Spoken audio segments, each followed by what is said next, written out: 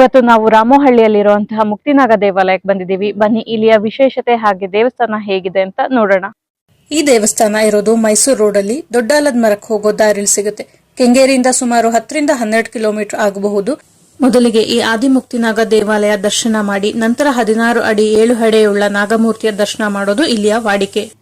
ಸರ್ಪ ಸಂಸ್ಕಾರ, ಕಾಳಸರ್ಪ ಶಾಂತಿ, ಆಶ್ಲೇಷ ಬಲಿ, ನಾಗಪ್ರತಿಷ್ಠೆ, ನಾಗಬಲಿ, ಕುಜಶಾಂತಿ, ನಾಗದೋಷ ಸಂಬಂಧಿತ ಹಲವಾರು ಸಮಸ್ಯೆಗಳಿಗೆ ಇಲ್ಲಿ ಪರಿಹಾರ ನೀಡಲಾಗುತ್ತೆ. ವಿಜಯ ಕಾಲೇಜಿನಲ್ಲಿ ಪ್ರೊಫೆಸರ್ ಆಗಿದ್ದ ಸುಬ್ರಹ್ಮಣ್ಯ ಶಾಸ್ತ್ರಿ ಎನ್ನುವರು ಈ ಕ್ಷೇತ್ರವನ್ನು 1999ರಲ್ಲಿ ಸ್ಥಾಪಿಸಿದರು. ಸುಬ್ರಹ್ಮಣ್ಯ ಶಾಸ್ತ್ರಿ ಅವರಿಗೆ ಕನಸಿನಲ್ಲಿ ನಾಗದೇವರು ಬಂದು ಪ್ರೇರೇಪಣೆ ನೀಡಿ ಈ ಕ್ಷೇತ್ರ ನಿರ್ಮಾಣ ಮಾಡಿದ್ದಾರೆ.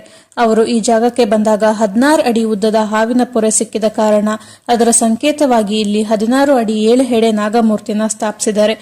ಇನ್ನು ಯಾರಿಗಾದ್ರೂ ನಾಗದೋಷ ಪರಿಹಾರ ಮಾಡಿಸ್ಕೊಳ್ಬೇಕಾದ್ರೆ ಕುಕ್ಕೆ ಸುಬ್ರಹ್ಮಣ್ಯ, ಘಾಟಿ ಸುಬ್ರಹ್ಮಣ್ಯಕ್ಕೆ ಹೋಗೋದು ದೂರ ಅನ್ಸಿದ್ರೆ ಈ ಕ್ಷೇತ್ರದಲ್ಲಿ ನೀವು ಪರಿಹಾರ ಮಾಡಿಸ್ಕೊಳ್ಬಹುದು.